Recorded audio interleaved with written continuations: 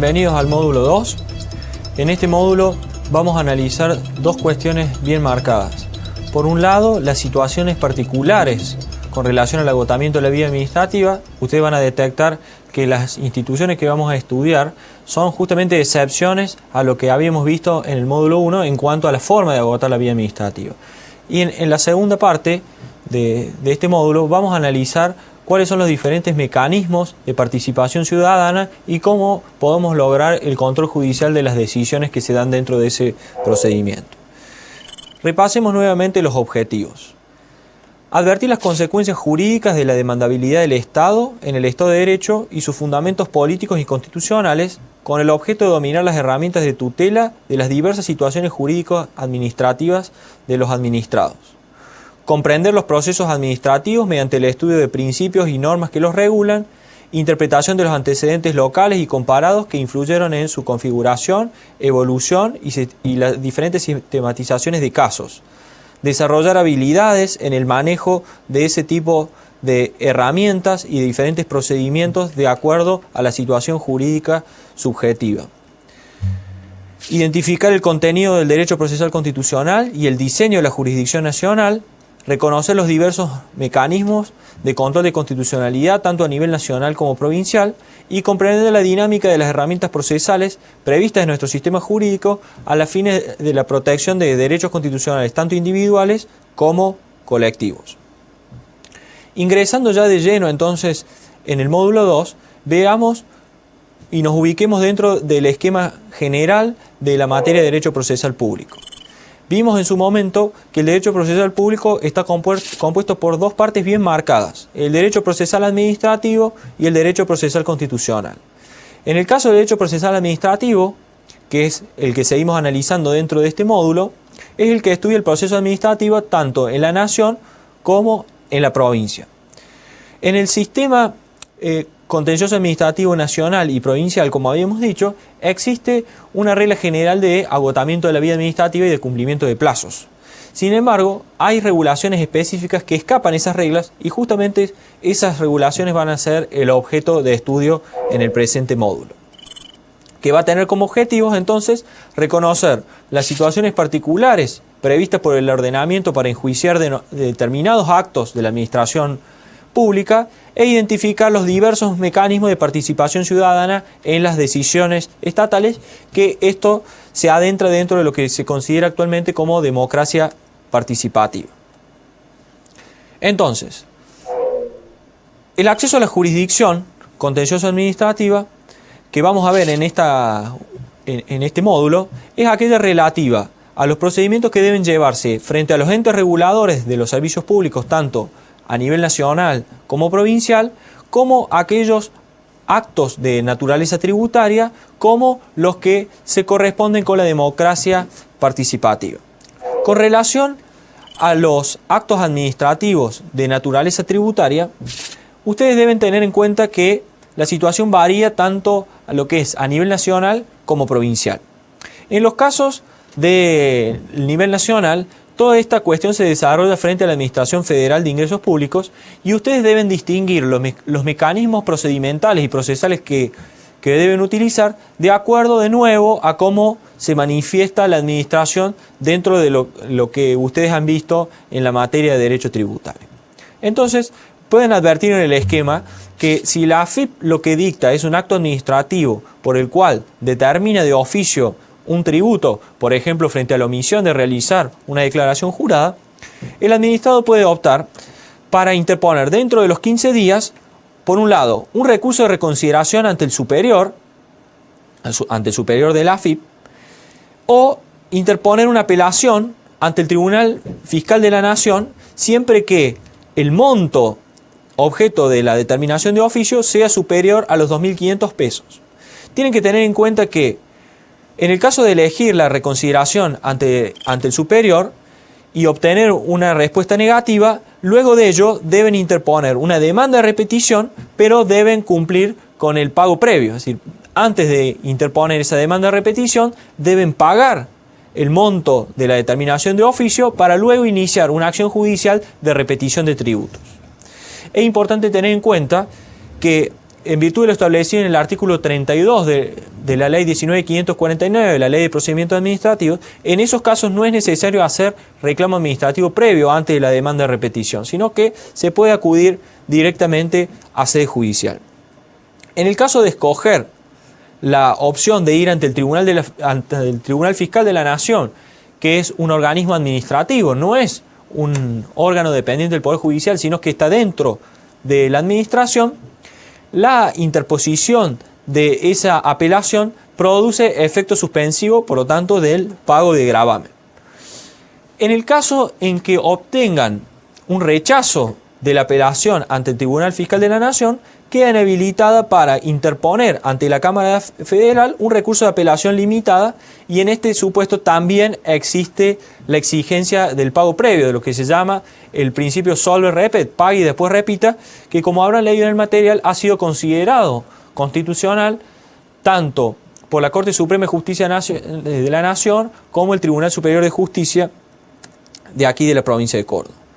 Ahora, si el acto administrativo dictado por la AFIP lo que ha hecho es imponer una multa, ustedes pueden optar de nuevo por interponer dentro de los 15 días un recurso de reconsideración ante el superior o apelación ante el Tribunal Fiscal de la Nación como dijimos, en los casos en que el monto de la multa sea superior a los 2.500 pesos. Ahora, fíjense que en el caso de que ustedes escojan la reconsideración ante el superior, la circunstancia varía con relación a la determinación de tributos, pues si la resolución del superior es denegatoria, lo que tienen que hacer es interponer dentro de los 15 días una demanda contenciosa administrativa. Ya no es una demanda de repetición, sino una demanda contenciosa administrativa ante el juzgado federal de primera instancia que tenga la competencia en la materia. Aquí también se aplica el principio de pago previo. En los casos en que escojan la apelación ante el Tribunal Fiscal de la Nación, se repite el esquema de, ante la denegatoria, interponer un recurso de revisión y de apelación limitada, se llama en este caso, ante la Cámara Federal, también con el pago previo. En el supuesto en que el acto administrativo consista en una clausura, el esquema varía, ya que se debe interponer un recurso de apelación ante el superior, y si esa sanción es confirmada, dentro de los 5 días deben interponer una acción de apelación, un recurso de apelación, que en realidad es una acción, porque no es un recurso, tiene la naturaleza de una acción, nada más que con la particularidad de plantearse ante la segunda instancia. En este caso se hace ante el juzgado penal económico dentro de los 5 días. Como podrán apreciar, los plazos son bastante breves. Veamos qué ocurre en los casos de impugnación de actos de naturaleza tributaria a nivel provincial. En este caso el esquema es un poco más sencillo, pero tiene algunas particularidades. En el caso de que sea un acto administrativo de naturaleza tributaria, este debe emanar de la Dirección General de Rentas, que es la autoridad competente, que es un órgano desconcentrado dentro del Ministerio de Finanzas. En este supuesto, entonces, deben, frente a una determinación de un tributo, frente a una sanción, salvo los casos de clausura, frente a una exención, una repetición o el pago de anticipo, ustedes lo que deben hacer es interponer un recurso de reconsideración dentro de los 15 días. Ahora, ustedes se preguntarán, ¿por qué estudiamos este sistema de agotamiento en este módulo? Bueno, la respuesta es muy sencilla, porque ustedes también se darán cuenta que la forma de agotar la vía administrativa es distinta. Por un lado, porque el plazo de la reconsideración son 15 días y veíamos que la generalidad era de 5 días. Además, si todavía no se han dado cuenta, se darán cuenta a partir de esto que la Dirección General de Rentas es un órgano desconcentrado dentro de la administración centralizada. Por lo tanto, si nosotros aplicáramos las reglas generales de agotamiento de la vía administrativa, deberíamos luego de la reconsideración interponer un recurso jerárquico ante el Ministerio de Finanzas. Sin embargo, el sistema ha sido diseñado de tal manera que luego de que la Dirección General de Rentas se ha expedido sobre este recurso de reconsideración, queda habilitada la etapa para promover una demanda contenciosa administrativa dentro de los plazos dentro del plazo de los 30 días, conforme lo habíamos visto en la Ley 7182. Tengan presente que aquí el Código Contencioso Administrativo tiene especialmente regulado el tema del principio solve repet. ¿Qué es lo que establece con relación a ello? Que en el caso en que se impugne un acto de naturaleza tributaria, debe pagarse el monto del tributo, pero quedan excluidos los conceptos relativos a intereses, recargos o multas, es decir, solamente debe pagarse el capital. También tienen que tener presente que el Código Tributario de la provincia permite en algunos casos excluir del pago del monto del capital cuando se ofrezca, por ejemplo, una garantía real de hipoteca o un aval bancario. Eso lo tienen regulado directamente en el sistema del sistema tributario, en el Código Tributario Provincial. Como pueden ver entonces, el sistema de agotamiento de la vía en los casos de actos de naturaleza tributaria es distinto y deben estar al sistema que está regulado en cada una de las esferas, tanto nacional como provincial.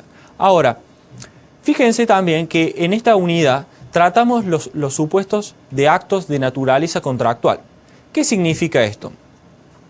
Y esto está incluido en el programa porque justamente genera muchos problemas en la práctica. Fíjense que a nivel nacional nosotros distinguimos claramente lo que es una pretensión impugnatoria de lo que es una pretensión resarcitoria.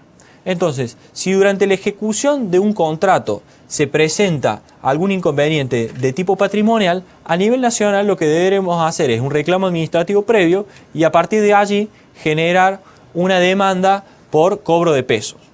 Ahora, cuando a nivel provincial se presenta un problema derivado de un contrato que genera un perjuicio económico, el sistema es distinto. En vez de ir directamente a plantear una acción por cobro de pesos, el sistema nos exige que frente a esa decisión nosotros debamos lograr un acto. Y esto se haya justificado por lo que vimos en el módulo pasado, en cuanto que el artículo 1 de la Ley 7182 nos exige que exista un acto para poder lograr la intervención de la Cámara Contenciosa Administrativa. Entonces, si por ejemplo, frente a la ejecución de un contrato de obra pública, la administración omite el pago de un certificado de obra pública, el administrado deberá reclamar ante la administración y a partir de ello lograr un acto denegatorio y cuestionarlo por vía de los recursos, lograr el agotamiento de la vía administrativa y promover una demanda, en ese caso, de plena jurisdicción. Por eso es la distinción que ustedes deben tener presente. En el caso de los actos de naturaleza derivado de la prestación de un servicio público, la situación también es distinta, porque el esquema que se ha planteado a nivel provincial como a nivel nacional es distinto y eso es lo que quiero remarcarles en este momento.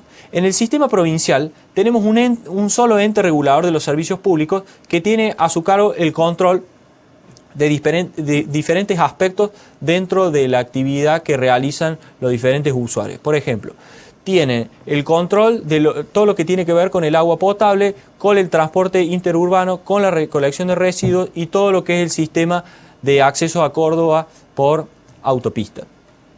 ¿Por qué estudiamos este tema en esta unidad? Porque el sistema de agotamiento de la vía administrativa de las decisiones que emanan del ERCEP es totalmente distinto a lo que vimos en el módulo 1. ¿Por qué? Porque la ley establece que en los casos en que el ERCEP tome una decisión, esa decisión por sí misma causa estado.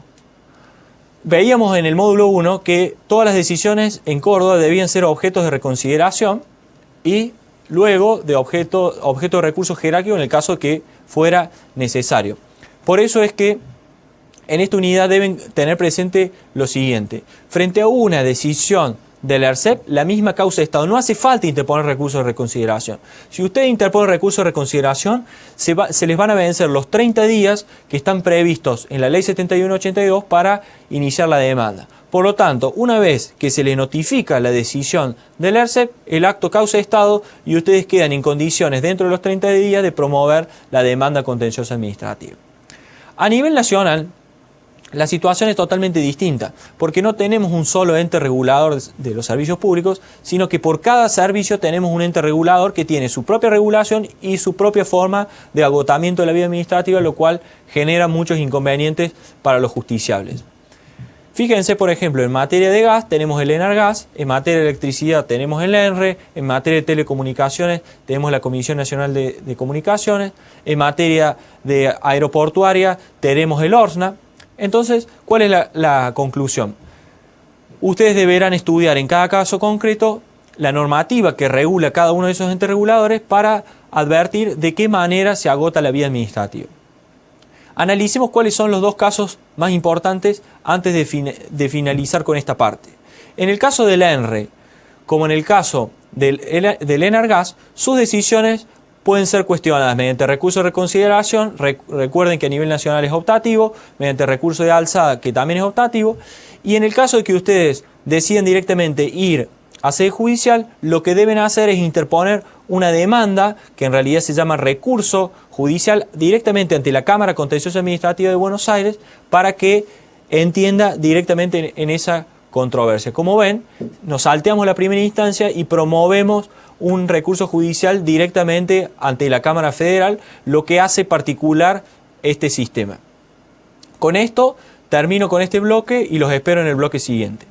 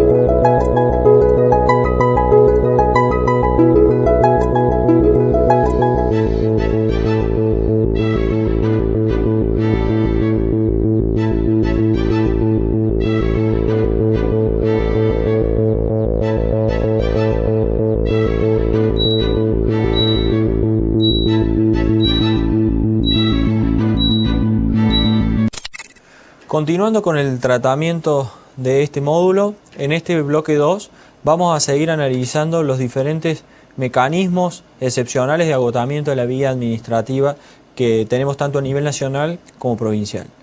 En el bloque anterior, al final, les comentaba que el sistema de agotamiento de la vía administrativa, cuando la decisión emana de un ente regulador de los servicios públicos a nivel nacional, varía de acuerdo a su normatización en cada caso particular.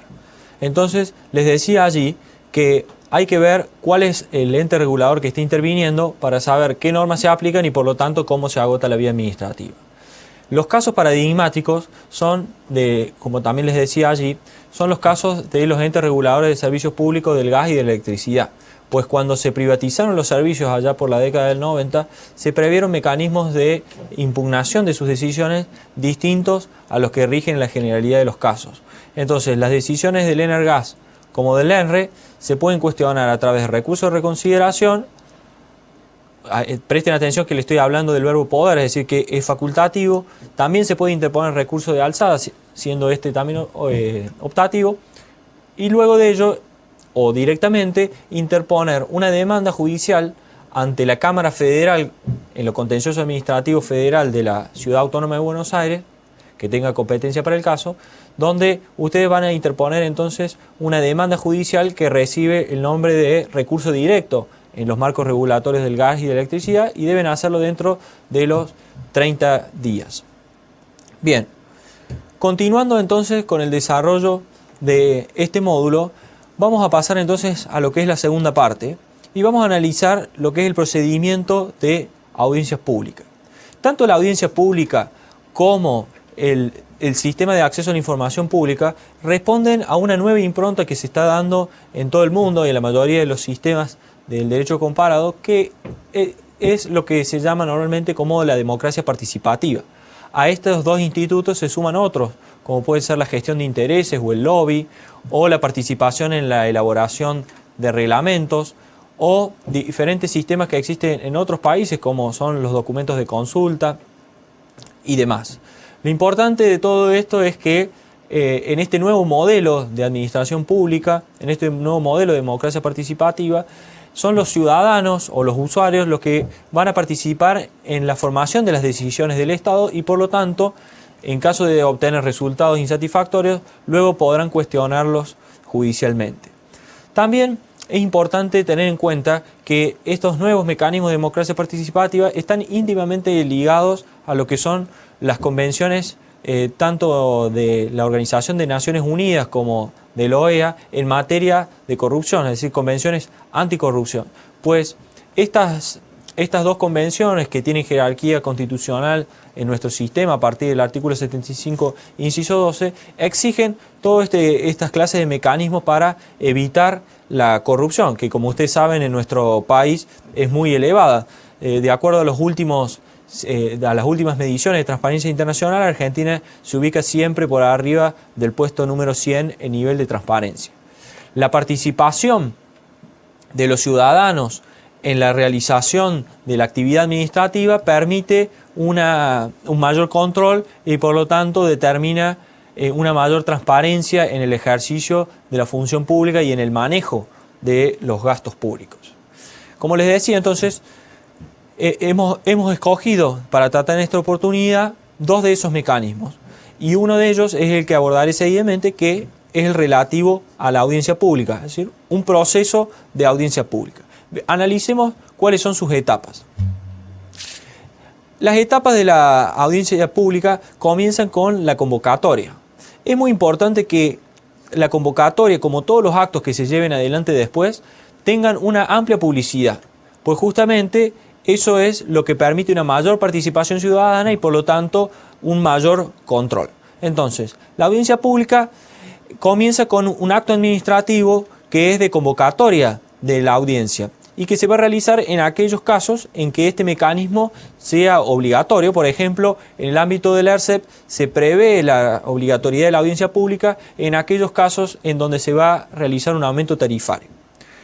Una vez que se ha dictado el acto administrativo de convocatoria, donde se van a especificar los motivos de la convocatoria, el día y hora y lugar en donde va a ser realizado, quiénes pueden ser los participantes y los motivos de la misma, se va a ordenar la publicidad del llamado.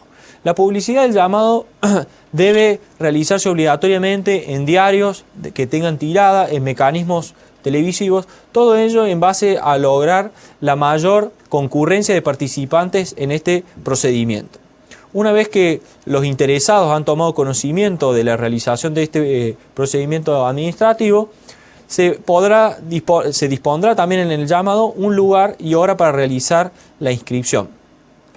Esta regulación de las audiencias públicas por la resolución 3 del año 2001 en el ámbito del ERCEP es muy interesante en cuanto al sistema que establece en que los administrados primero que todo deban inscribirse, es decir, deben identificarse, esto para evitar problemas después en la etapa de debate que cualquier persona que no esté identificada quiera participar.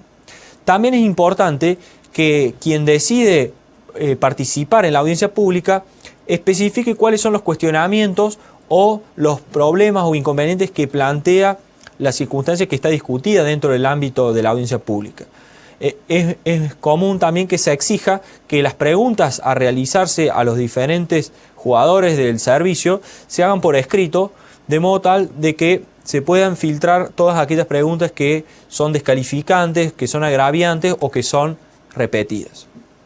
Una vez que han finalizado el plazo de inscripción, el día previsto para realizar la audiencia pública, se va a labrar un acta de apertura del acto de audiencia pública y se va a proceder a la lectura del objeto de la convocatoria. En este caso que venimos trabajando es el aumento de una tarifa, supongamos, del agua potable. A partir de allí viene la parte más controvertida de las audiencias públicas, que es la intervención de los participantes. Si habrán apreciado alguna vez mediante los mecanismos de la televisión cómo se desarrollan estas audiencias públicas, habrán advertido alguna vez los inconvenientes que se plantean entre los usuarios y quienes prestan el servicio, que muchas veces han obligado a la intervención de la fuerza pública. Por eso es que insisto que la posibilidad de intervenir mediante preguntas por escrito permite que el desarrollo de este procedimiento sea ordenado. también es muy importante que participen las asociaciones de usuarios o de consumidores y que también den su punto de vista técnico en base al conocimiento que tienen en la explotación del sector. También quienes intervienen pueden incorporar pruebas, que pueden ser pruebas estadísticas o pruebas científicas, o que pueden ofrecer la realización de determinadas pruebas científicas. Análisis, supongamos, del agua potable o consultas con usuarios, todo tipo de pruebas. Se van a incorporar las pruebas que hayan sido traídos por los participantes o se va a ordenar la realización de pruebas.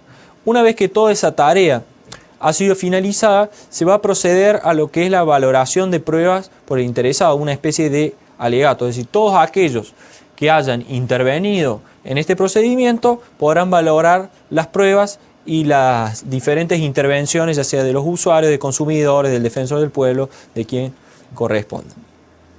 Una vez finalizada la valoración de la prueba, se va a proceder al acto de clausura del procedimiento de audiencia pública y se procederá a la resolución de la autoridad competente. En este caso, estamos trabajando sobre el ejemplo del ERCEP en un aumento tarifario. Es decir, el ERCEP va a tomar la decisión si corresponde o no el aumento tarifario. Esa decisión, una vez que ha sido adoptada, deberá ser publicada. En el caso del ERCEP, se ordena que la publicación se haga dentro del boletín oficial y que se dé a conocer, si es necesario, a través de medios periodísticos, y aquí esta decisión puede ser objeto de impugnación mediante los mecanismos que les expliqué con anterioridad, en el sentido que la decisión del ERCEP causa estado y puede ser cuestionada directamente ante el fuero contencioso administrativo. Ahora, yo les pregunto, ¿qué ocurre si el ERCEP toma una decisión de aumento tarifario y omite la realización de una audiencia pública? En ese caso, ese acto administrativo, ¿qué vicio ostenta? Bueno, en ese supuesto, el acto administrativo va a ser nulo por un vicio en el procedimiento, pues la audiencia pública es una especie de procedimiento administrativo. Entonces, es obligatorio para la administración que en determinados casos que están establecidos normativamente realizar una audiencia pública, y frente a su omisión, el acto administrativo va a ser nulo por un vicio en el procedimiento. A su vez, también puede ocurrir que la administración, al resolver este procedimiento de audiencia pública, al dictar el acto por el cual resuelve todo este procedimiento, omita valorar las pruebas o las intervenciones de los diferentes participantes. Entonces, les pregunto nuevamente, en ese caso, ¿esa decisión va a tener algún vicio? ¿Ese acto administrativo es regular o es irregular? Ese acto administrativo es irregular, pero en este caso el vicio está en la motivación. El ERCEP tiene la obligación de considerar las opiniones que han sido vertidas dentro del trámite de la audiencia pública. No es necesario que las adopte, pues la audiencia pública no tiene un efecto vinculante, solamente es obligatoria, no es vinculante. Pero sí debe, para cumplir con el requisito de la motivación, considerar cuáles han sido las objeciones planteadas por los diferentes participantes. Bien, a nivel nacional, el tema de las audiencias públicas está previsto, por ejemplo, en los marcos regulatorios del gas o de electricidad, también para supuestos de aumento tarifario, y fue prevista también, luego de la crisis del 2001, para la renegociación de los contratos de servicios públicos, porque recuerden que se había dispuesto el congelamiento de las tarifas mediante su especificación equivalente a $1 a $1, y a partir de ello el Gobierno Nacional, mediante la Ley de Emergencia Económica, la 25.561, estableció este mecanismo de audiencia pública para lograr la renegociación de los contratos y establecer una nueva tarifa ajustada a las necesidades del servicio. Sin embargo, estos mecanismos de audiencia pública en pocos casos se realizaron porque los procesos de negociación no se han llevado adelante, y desde esa crisis de 2001-2002 hasta la fecha seguimos con tarifas especificadas y totalmente congeladas. Eso entonces es lo que nos interesa del tema de las audiencias públicas.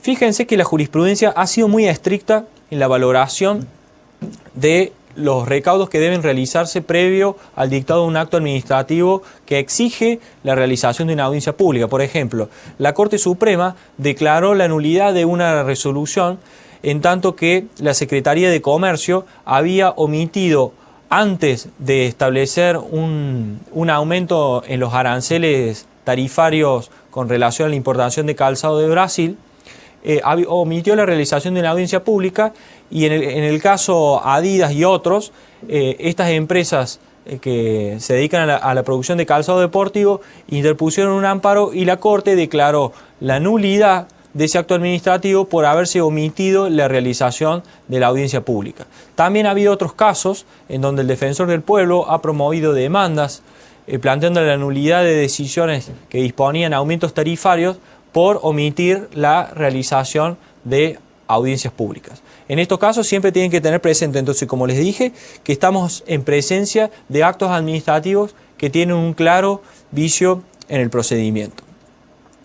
Bien, el otro instituto que vamos a desarrollar en esta unidad es el derecho de acceso a la información pública.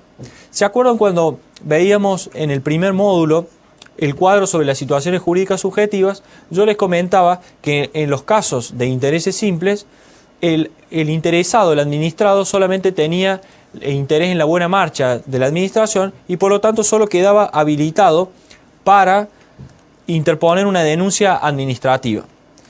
Y allí mismo les explicaba que quedaban exceptuados de esa situación los casos en que estábamos hablando de este derecho de acceso a la información pública.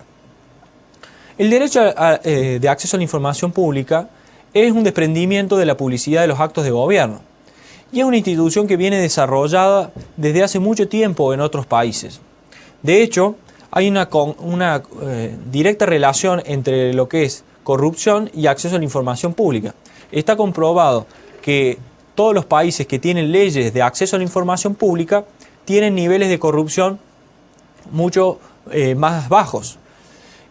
Hay países, por ejemplo, que se encuentran en niveles de transparencia más altos como Suiza o Suecia, que tienen leyes, en el caso de Suecia, desde 1776. O sea que imagínense el desarrollo que tienen en este tipo de institutos. Como les decía, esto tiene fundamento constitucional, sobre todo en lo que es el sistema republicano de gobierno y el conocimiento de los actos del Estado. Pero este tema lo voy a dejar para desarrollar en el bloque siguiente, así que los espero en el próximo bloque.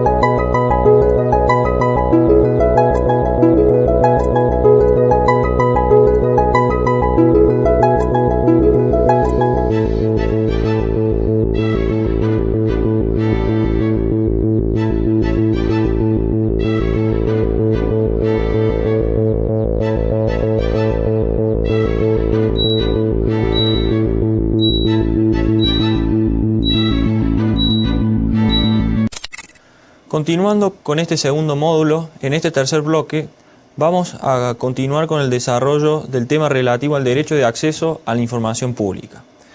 Recuerden en aquel primer cuadro que veíamos en el módulo primero sobre las situaciones jurídicas subjetivas, habíamos analizado allí que frente a una situación jurídica de interés simple, el administrado solo tenía la posibilidad de realizar una denuncia.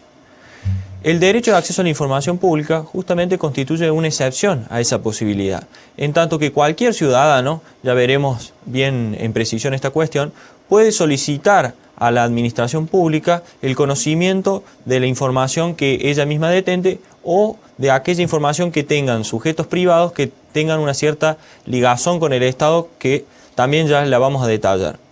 Quiero que tengan bien en claro que este tema del derecho de acceso a la información pública es un tema sumamente novedoso.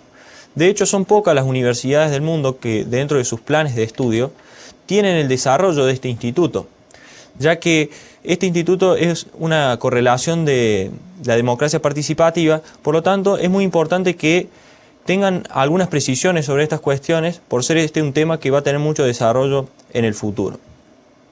En el tema del fundamento constitucional del derecho de acceso a la información pública, normalmente se dice que este derecho está ligado a la participación ciudadana derivada de la publicidad de los actos de gobierno dentro de un sistema republicano. Ahora, la primera pregunta que uno debe hacerse con relación al tema del derecho de acceso a la información pública, si es un derecho que es operativo o hace falta que esté reglamentado dentro de un sistema constitucional para poder solicitar el acceso a la información. Esta pregunta que nos estamos haciendo no es una pregunta menor, pues si nosotros consideramos que no es operativo, deberemos aguardar que se haga una reglamentación de este derecho, una consagración de este derecho por vía legislativa o por vía de ordenanza de los municipios, para poder solicitar el acceso al conocimiento de los datos que posee el Estado. Ahora, quiero que les queden claro entonces que se trata de un derecho plenamente operativo, o sea que la posibilidad de conocer los actos del Estado, la información que éste detente, no va a depender de que se haya consagrado normativamente. Bien, el fundamento constitucional entonces decíamos que lo veíamos en el sistema republicano de gobierno. Hay determinados ámbitos específicos en donde la Constitución ofrece algún tipo de particularidades con relación a este derecho. Por ejemplo, el artículo 41, cuando hace referencia al derecho medioambiental, ahí se hace referencia también al derecho a la información que tienen aquellos que se pueden ver afectados con relación a este derecho al medio ambiente sano. También en el artículo 42, cuando hace referencia a los derechos de los usuarios o los consumidores, también se refiere a la posibilidad de conocimiento. Lo mismo pueden ver en la Ley de Defensa del Consumidor y así en determinadas leyes específicas. Bien, ahora, ¿cuál es el objeto del acceso a la información pública? El objeto del acceso a la información pública es toda aquella información que sea comunicable, es decir, no solamente aquella escrita, sino que ustedes pueden solicitar el conocimiento de videos, de grabaciones que tenga la administración pública, de planos, de mensuras, de archivos históricos, de pinturas, es decir, toda aquella información que sea comunicable, o sea que el objeto de acceso a la información pública es muy amplio. Una cuestión que es bastante controvertida es aquella que nos hace pensar si la información está producida o no. Es decir, la información que nosotros pedimos a la administración, ¿tiene que estar producida? ¿O le podemos pedir que la administración produzca esa información? Hablemos, por ejemplo, de una estadística, de un censo.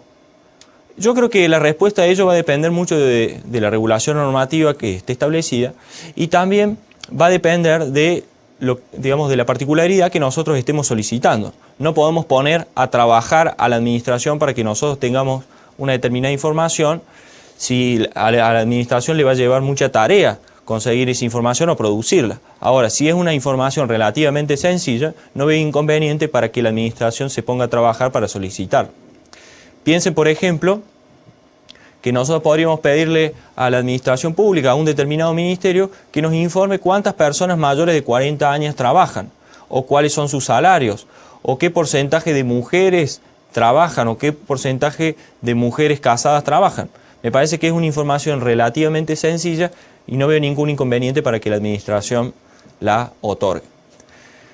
Bien, analicemos también el tema de los principios.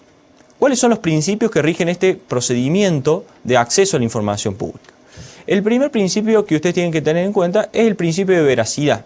La información que la administración nos otorga debe ser verdadera, pues no tendría sentido consagrar este derecho si después la administración puede darnos cualquier tipo de información sin que nosotros tengamos la certeza de que la misma es verdadera.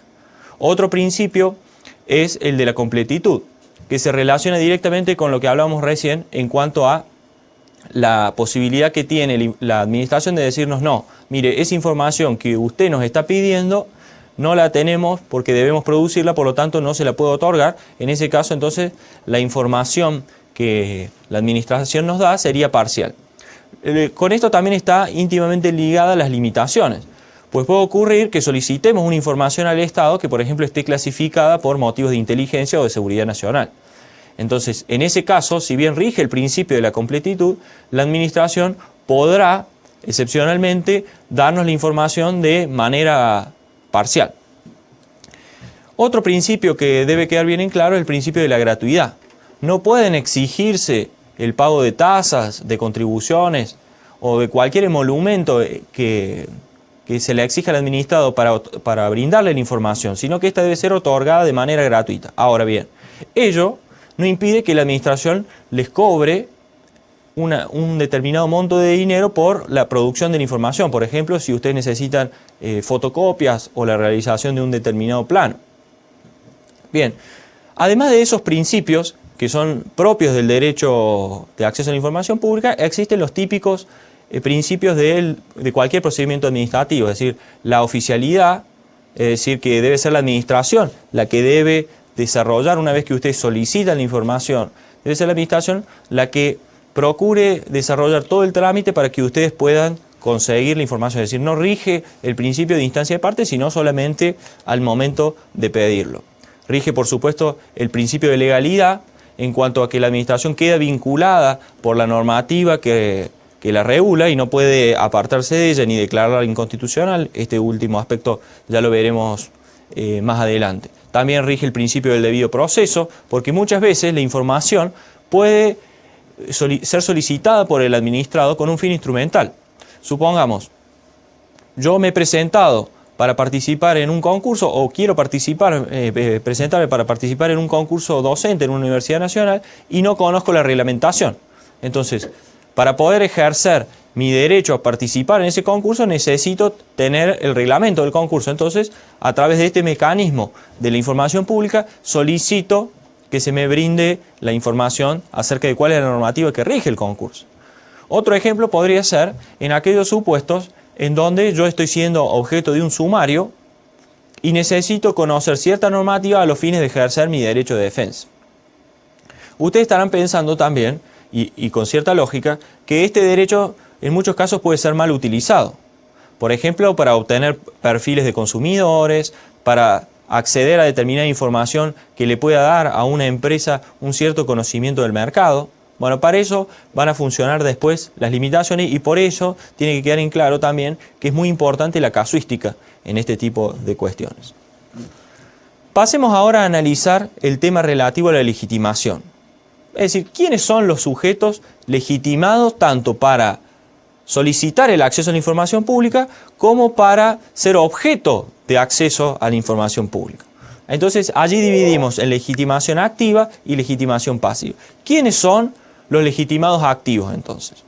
Los legitimados activos, y acá esto se relaciona con lo que les dije al comienzo en cuanto a la excepción del interés simple en poder exigirle a la administración una determinada conducta, los legitimados activos son todas las personas y eso puede ser incluso extendido a los extranjeros en algunos sistemas como el nuestro, en donde a partir del artículo 20 de la Constitución Nacional se establece una equiparación entre nacionales y extranjeros. Es decir, que la legitimación es universal. Todas las personas, todos los ciudadanos, y les repito, en nuestro país, aún los extranjeros, pueden solicitar el acceso a la información pública. Esto también va a depender de la regulación normativa. El tema de los extranjeros, en otros países donde están soportando una ola inmigratoria y están luchando permanentemente con los problemas de inmigración, resultaría ilógico que se permita el acceso a la información a una persona que no pertenece a ese país. En nuestro caso, por el bagaje histórico que tiene el artículo 20, que ustedes ya habrán estudiado en Derecho Constitucional o en Historia del Derecho, podrán advertir que el extranjero se encuentra en una equiparación de derechos y por lo tanto puede solicitar el acceso a la información pública. La legitimación pasiva es un poco más compleja. Aquí sí vamos a tener un inconveniente si no tenemos una regulación normativa. En la regulación normativa que tenemos a nivel nacional, que es el decreto 117203, en uno de sus anexos, trata el tema relativo al derecho de acceso a la información pública. Me interesa hacer un paréntesis allí para dejar bien en claro que el decreto 117203 solamente tiene su ámbito de aplicación dentro del Poder Ejecutivo Nacional. Por lo tanto, en la actualidad, si nosotros quisiéramos acceder al conocimiento de información que no es del Poder Ejecutivo Nacional, sino que depende, supongamos, del Poder Legislativo o del Poder Judicial, no tenemos una regulación concreta. En la actualidad y desde hace mucho tiempo se está trabajando en el dictado de una ley de acceso a la información pública a nivel federal que regule todas estas cuestiones. En el caso de Córdoba tenemos la ley 8803 del año 2000, en donde, si bien de una manera bastante poco detallada y poco desarrollada, se establecen algunos principios del derecho de acceso a la información pública, aunque ello ha presentado en la práctica muchas dudas interpretativas que luego les voy a aclarar. Entonces, la legitimación pasiva va a depender de la regulación normativa.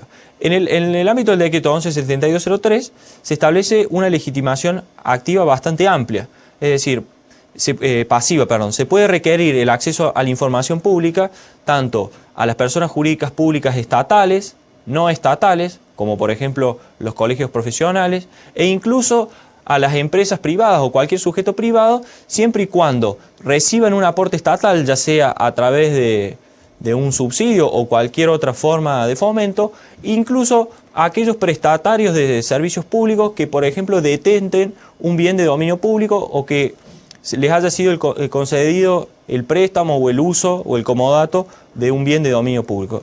En definitiva, todos aquellos que tengan una ligazón con el Estado, ya sea a través de recursos o a través de un contrato, pueden ser objeto de acceso a la información pública. Ahora bien, en esos casos va a ser distinto en cuanto que este tipo de personas no desarrollan en toda su actividad función administrativa. Por lo tanto, el derecho de acceso a la información pública va a estar ligado en aquellas cuestiones que sean un correlato del interés público cuyo desarrollo le ha encomendado la administración.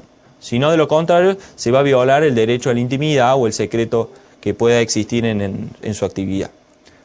En el caso de Córdoba, la regulación de la legitimación pasiva también es bastante amplia, pero no ha sido detallada de la manera como ocurrió con el decreto 117203. Por eso es que yo siempre trato de poner de relieve que en este tema del acceso a la información pública se tiene que aplicar en algunos casos un criterio restrictivo, es decir, cuando la administración pretende denegar el acceso a la información, tiene que hacerlo de una manera restrictiva. Y por otro lado, deben tener en cuenta que en caso de duda a si se otorga la información o no se otorga, deben estarlo siempre a favor de otorgarla. Otra cuestión que está desarrollada con el tema de la legitimación es si es obligatorio o no exponerle a la administración cuáles son las razones por las cuales yo necesito conocer esa información. Evidentemente que si nosotros le damos esa exigencia a la administración, es decir, le obligamos a que nos indique cuál es el motivo, que el administrador tenga que indicar cuál es el motivo por el cual solicita la información, este derecho desaparecería. Porque si la administración conoce por qué razón nosotros queremos acceder a la información, seguramente va a encontrar excusas para no otorgarla. Por eso mismo es que en la mayoría de las regulaciones normativas de este derecho a acceso a la información pública, se establece que no es necesario decir por qué razón necesito la información. Basta solicitar la información para que la administración quede obligada a otorgarla. Ya para finalizar, vamos a analizar el tema de las limitaciones, pero les propongo que dejemos esa cuestión para el próximo bloque.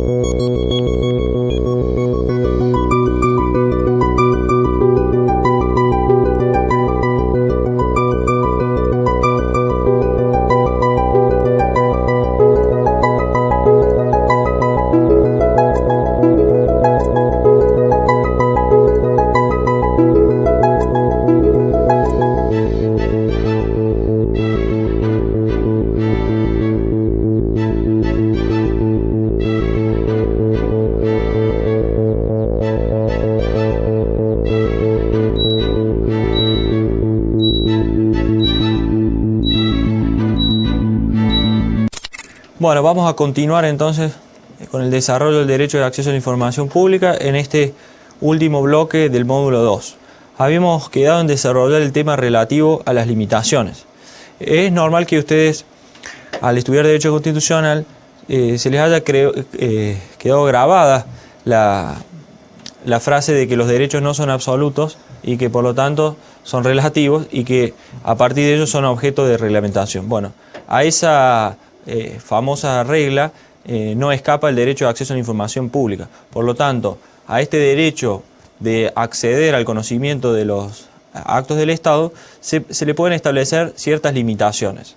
Por supuesto que aquí entramos en el problema que veíamos con anterioridad. ¿Qué ocurre si no tengo una base normativa que me indique cuáles son las reglamentaciones? Sí, evidentemente que ese es un problema.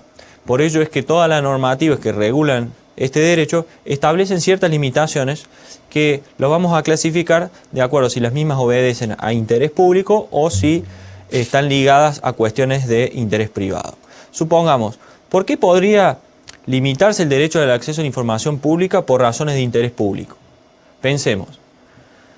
Bueno, algunos casos podrían ser, por ejemplo, si la información que yo estoy solicitando afecta una cuestión estratégica del Estado en una tratativa internacional, o si puede afectar los servicios de inteligencia del Estado. Recuerden siempre, con el tema de las limitaciones, aquel principio de que la información que veíamos como regla debe ser completa, porque cuando vemos en juego los principios, la administración puede arguirnos la clasificación de una determinada información, pero en una de esas es posible que, aunque sea, nos evacúe una consulta parcial acerca de la información. Entonces, como les decía recién, pueden ser aquellos casos en donde se afecte cuestiones derivadas de la inteligencia por encontrarse clasificada determinada información, pueden ser limitaciones derivadas del secreto bancario, hablo de la regulación bancaria que, por ejemplo, desarrolla el Banco Central de la República Argentina, o de determinadas estrategias económicas, o cuestiones relativas a la defensa militar del Estado, o de la actividad policial, o investigación realizada por determinados tribunales.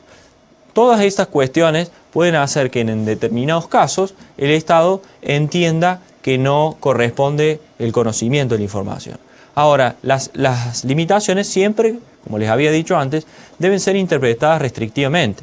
Así que, en caso de duda, debemos otorgar la información. Sin embargo, este derecho de acceso a la información pública está orientado a lograr transparencia en el Estado. Es decir, que el Estado no debe escudarse en algún tipo de limitaciones para no otorgar la información.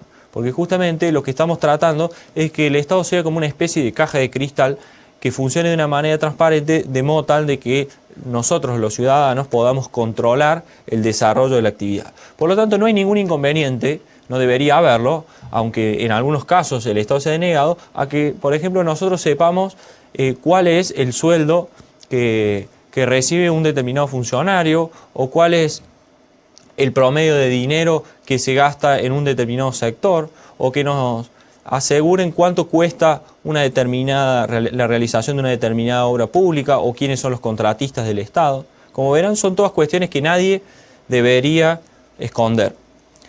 Por otro lado, tenemos las limitaciones que obedecen al interés privado. Creo que aquí ya estamos ante una situación un poco más delicada, porque en estos supuestos ya la información no va a afectarnos a todos como Estado, sino a alguien en particular que puede resultar afectado en sus principios.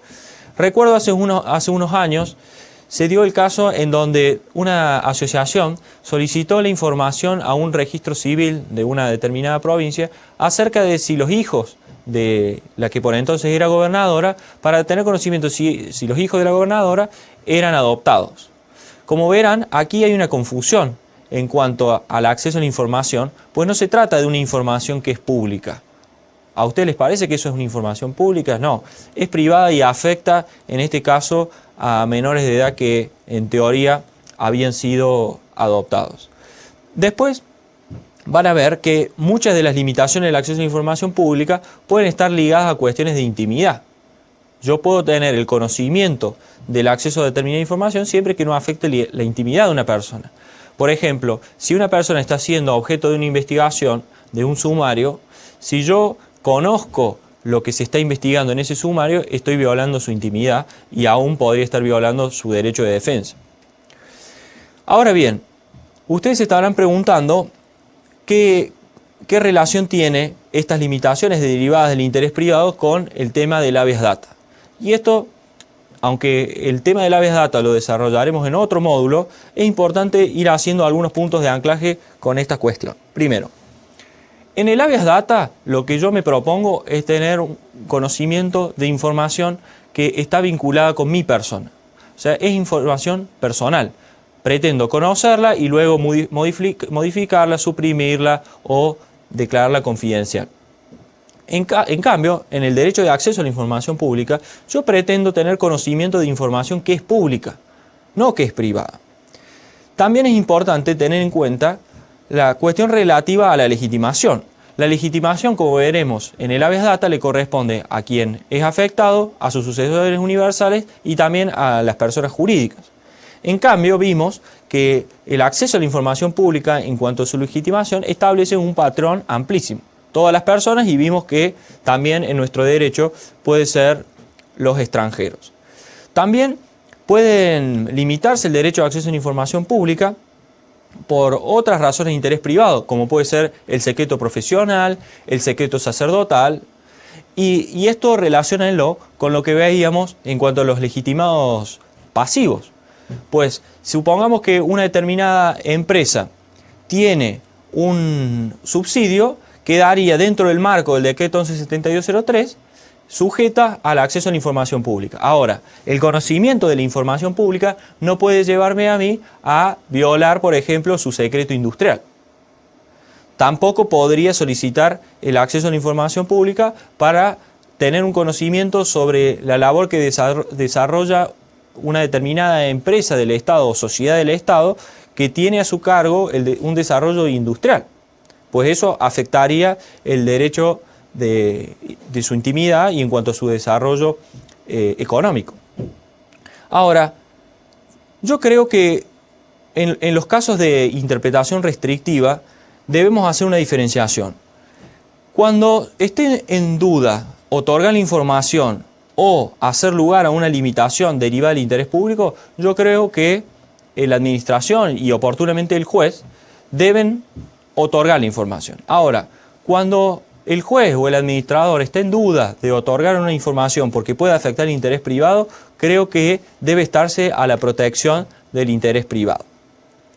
Por último, vamos a ver el tema relativo a cuáles son los mecanismos de tutela judicial en el tema del acceso a la información pública.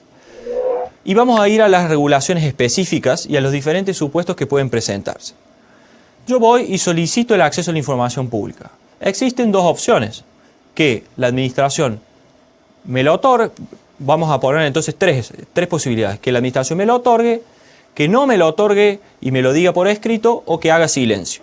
En el caso de que me lo otorgue, lo dejamos afuera porque no tendríamos ningún inconveniente. Ahora, en el ámbito del decreto 117203, tanto para los supuestos de silencio como para los supuestos de una actividad denegatoria, el decreto 117203 me dice que deberé utilizar el mecanismo previsto en el artículo 28 de la Ley Nacional de Procedimientos Administrativos. Esto es el amparo por mora.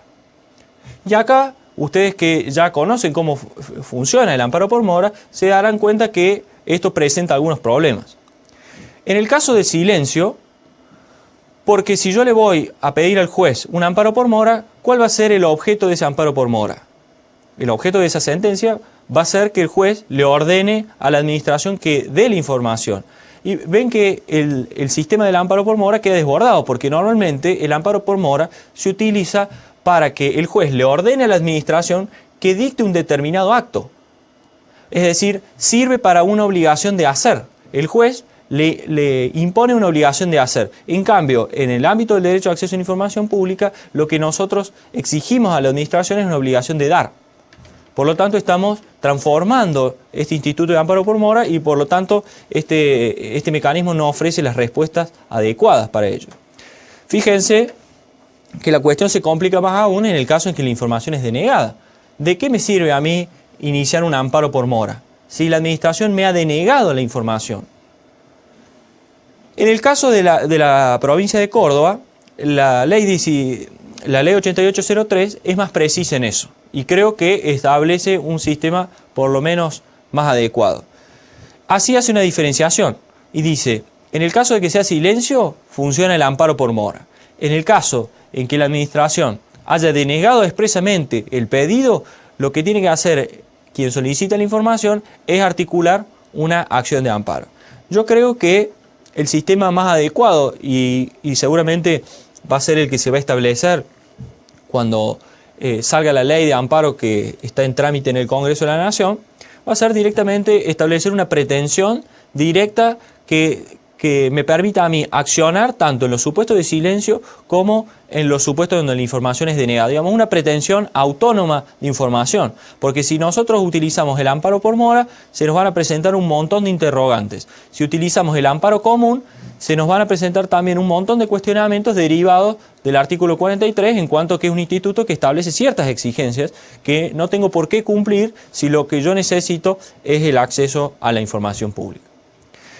Para terminar el tema del derecho del acceso a la información pública, quiero dejarles bien en claro que este derecho, y esto a modo de conclusión, ha atravesado tres etapas bien marcadas.